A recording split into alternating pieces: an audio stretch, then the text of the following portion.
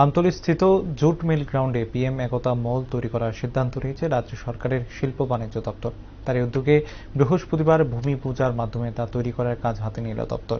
এবং এদিনের অনুষ্ঠানে উপস্থিত ছিলেন মুখ্যমন্ত্রী প্রফেসর ডক্টর মানিক সাহা, শিল্প বাণিজ্য দপ্তরের মন্ত্রী শান্তনা চাকমা, ১৪ বাধারঘাট বিধানসভা কেন্দ্রের বিধায়িকা মীনা রানী সরকার, মেয়র তথা বিধায়ক দীপক মজুমদার সহ দপ্তরের অন্যান্য আধিকারিকরা। পরবর্তী সময় অনুষ্ঠানে বক্তব্য রাখতে গিয়ে মুখ্যমন্ত্রী প্রফেসর ডক্টর মানিক সাহা বলেন, লাইট হাউসের মতো একতা মল তৈরি করাও একটি স্বপ্নের প্রজেক্ট প্রধানমন্ত্রী নরেন্দ্র মোদীর।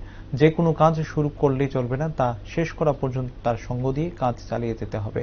এবং এই একতা মল তৈরি করার জন্য এই কাজটি টেন্ডারে যারা রয়েছে তারা জানিয়েছে ২৭ মাসের মধ্যে কাজ সম্পন্ন করে দেবে। এবং তিনি আহ্বান রাখেন এই কাজটি যেন খুব তাড়াতাড়ি শুরু করা হয়।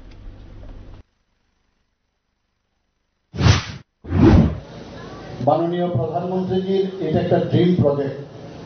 এখানে লাইট হাউস যেরকম ওনার একটা ড্রিম প্রজেক্ট, ঠিক সেই রকম ভাবে একতা মল, ইউনিটি মল, সেটাও একটা ওনার ড্রিম প্রজেক্ট। এবং আমি খবর নিচ্ছিলাম একটু আগে আমাদের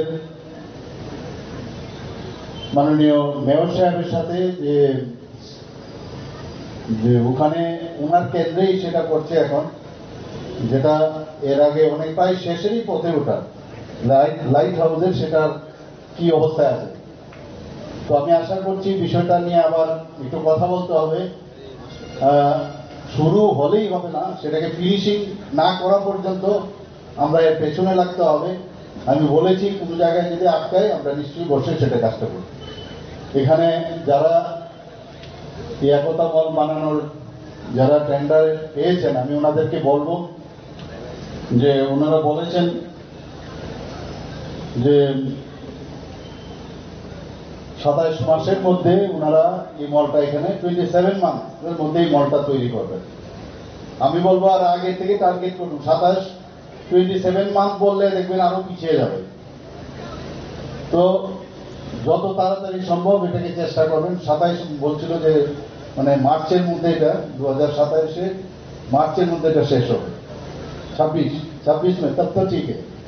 26 যদি এটা শেষ হয় খুব ভালো। তো আমি এটাই সবচেয়ে বড়, শুরু করলেই হবে না। আমরা এখানে উদ্বোধন করলাম বা এখানে ভূমি পূজন করলাম, কিন্তু কাজটা যেন খুব তাড়াতাড়ি শুরু হয়। আমি আশা করি এই কাজ কমপ্লিট করা পর্যন্ত এখানকার মাননীয় বিধায়িকা এবং এই এলাকার সমস্ত যারা ভাই ও বোনেরা আছেন, গুণীজনেরা আছেন, বিশিষ্ট ব্যক্তিরা আছেন, তারা সাহায্য করেন।